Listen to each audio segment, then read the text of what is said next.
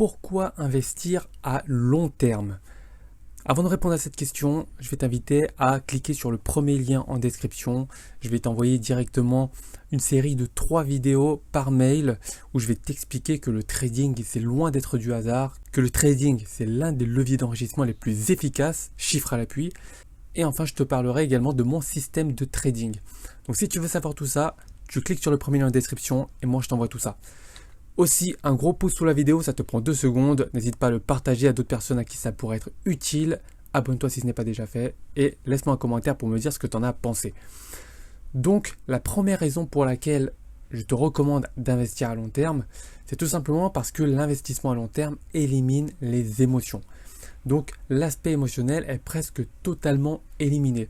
Lorsque tu fais de l'investissement plus court terme, alors attention, il y a d'autres avantages, mais cette vidéo-là, elle est plutôt orientée en faveur de l'investissement long terme, c'est que quand tu fais de l'investissement court terme, tu es soumis à différentes émotions. Quand tu entres en position, tu vas surveiller régulièrement la position pour être certain que ce n'est pas en train de partir dans le mauvais sens. Si c'est le cas, effectivement, il faut arrêter ou couper ta position assez rapidement en fonction effectivement de la stratégie que tu as décidé de suivre.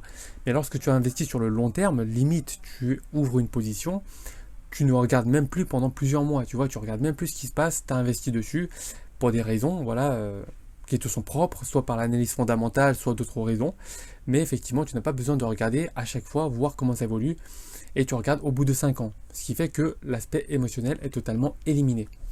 Aussi, les prises de décision sont totalement rationnelles, c'est-à-dire que quand tu vas décider de prendre une décision, c'est-à-dire que tu vas décider d'acheter telle ou telle société par exemple, c'est pour une raison précise. C'est pas parce que effectivement tu as cédé à l'euphorie. C'est pas parce que certaines personnes ont investi dessus et qui disent voilà c'est le moment d'investir sur cette action que tu vas le faire. Tu vas le faire de manière plus réfléchie. Tu vas faire une analyse fondamentale. Tu vas analyser les ratios de la société. Et effectivement, si ça répond aux critères que tu t'es fixés, là tu vas investir. Donc les prises de décision sont totalement rationnelles. Et enfin, une chute de 10% par exemple ne sera pas un signal de vente précipité. Quand tu vas voir les cours chuter, ça ne sera pas du tout pour toi un signal de vente, puisque de toute manière, dans ta tête, c'est de l'investissement long terme. Donc ça ne peut pas du tout t'inquiéter. Ça, c'est la première chose. Et puis la deuxième chose, c'est que dans tous les cas, tu ne vas pas forcément regarder comment le cours évolue à court terme, puisque ton objectif, c'est l'investissement long terme. Donc ça, c'est la première grande raison. L'investissement long terme élimine les émotions. Deuxième raison, les intérêts composés. Il faut savoir que à partir du moment où tu as commencé à investir, le temps joue en ta faveur. Plus tu attends, plus les cours ont tendance à monter, surtout si tu as bien fait ton analyse et que tu as investi sur les bonnes valeurs. Mais en tout cas, si tu regardes statistiquement sur une très longue période, la bourse monte. Ça, c'est clair et net. Ça va avec l'économie, la croissance. C'est fait pour monter. Le monde ne va pas fonctionner à l'envers, l'économie ne va pas aller plus mal qu'elle ne l'était il y a 20 ou 30 ans, c'est fait pour monter. Donc les marchés financiers ne sont que le reflet de toute cette macroéconomie. Donc le temps joue en ta faveur. Plus tu investis longtemps, mieux c'est pour toi. Les intérêts sont capitalisés et l'argent travaille pour toi pendant que tu dors. Et oui, ça c'est le gros avantage des intérêts composés, c'est que à partir du moment où tu as investi, tu peux tout à fait dormir, l'argent travaille quand même pour toi, contrairement à effectivement ton travail, où tu travailles pour un salaire.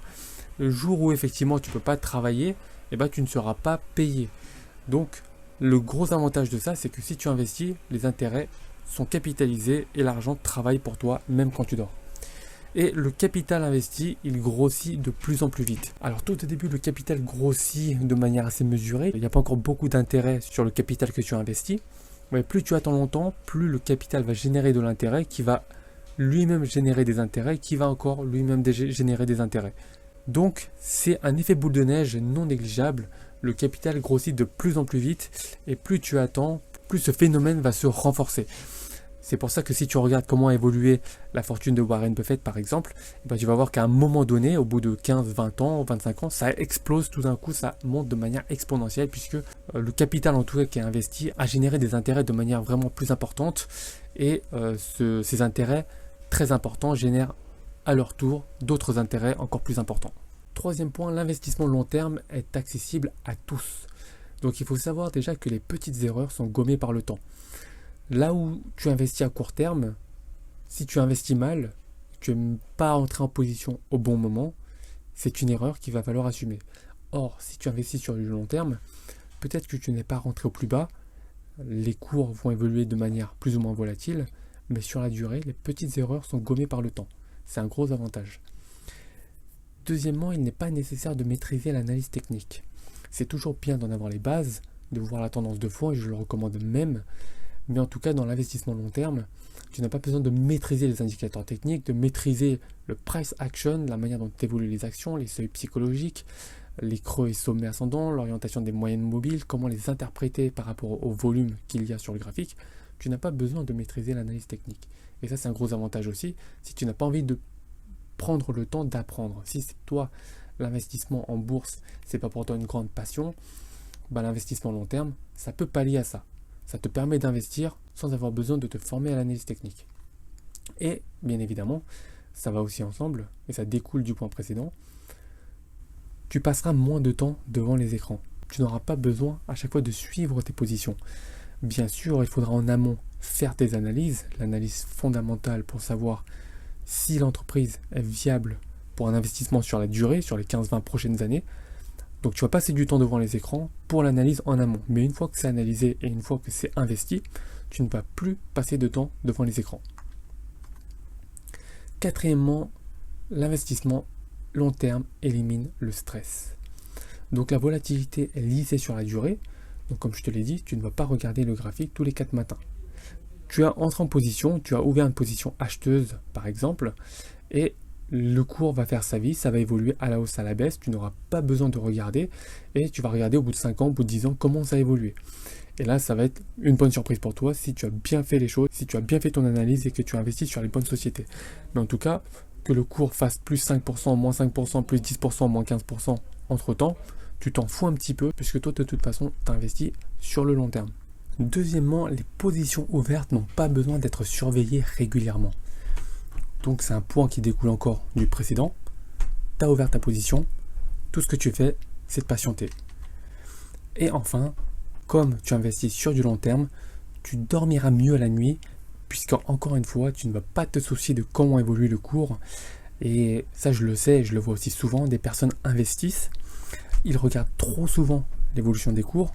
À partir du moment où ça fait moins 5%, ils vendent, alors qu'il ne fallait pas du tout vendre, puisque 2 jours plus tard, ça fait plus 6%.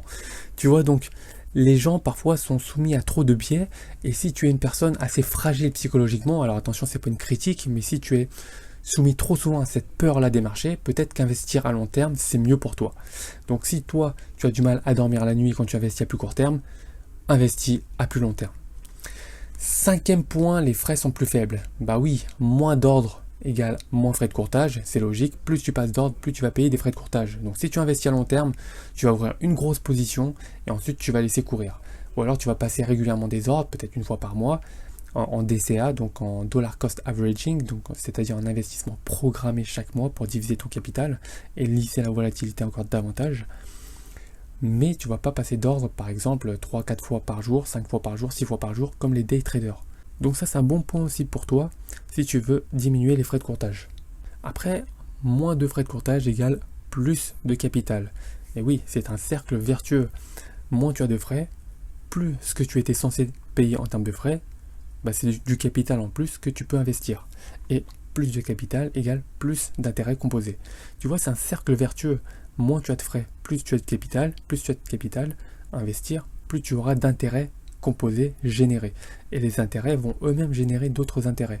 Donc ça, c'est un gros avantage à prendre en compte. C'est vrai qu'aujourd'hui, si tu choisis les bons courtiers, tu auras des frais très très faibles. Mais vraiment, si tu comptes ça, si tu cumules ça sur la durée, ça peut représenter une somme importante en fonction des marchés sur lesquels tu investis. Mais en tout cas, c'est aussi un élément à prendre en compte. Moins tu passes d'ordre, moins tu auras de frais. 6e point, il y aura un biais asymétrique en ta faveur. C'est-à-dire qu'en fait, quand tu investis à long terme, dans le pire des cas, l'action tombe à zéro et tu perds le capital que tu as investi. Donc ta perte, en fait, elle est limitée au montant que tu as investi. Tu as mis 2000 euros, tu sais qu'au pire des cas, tu vas perdre 2000 euros. Ça, c'est vraiment le pire scénario possible. À l'inverse, Dans un scénario très positif, l'action peut monter indéfiniment. Bah oui, il n'y a pas de limite au gain. L'action elle peut descendre à 0 au minimum, mais au maximum, elle va pas faire plus 5% et ça va être bloqué. C'est pas plafonné en fait. D'accord? L'action peut monter en principe, alors en théorie indéfiniment. C'est très bien que les arbres ne montent pas jusqu'au ciel, mais ce que je veux dire, c'est que tu bénéficies d'un biais asymétrique en ta faveur. Les cours peuvent monter beaucoup plus qu'ils ne peuvent baisser. Et ça, c'est aussi ce que tu dois garder à l'esprit. Il y a une perte limitée au montant investi, mais il n'y a pas de limite au gain potentiel. Donc ça, c'est aussi très positif. J'espère que tu as apprécié cette vidéo. Encore une fois, clique sur le premier lien en description. Moi, je t'envoie des vidéos de haute qualité par mail. Like la vidéo, abonne-toi si ce n'est pas encore fait. Et moi, je te retrouve dans la prochaine vidéo. Ciao!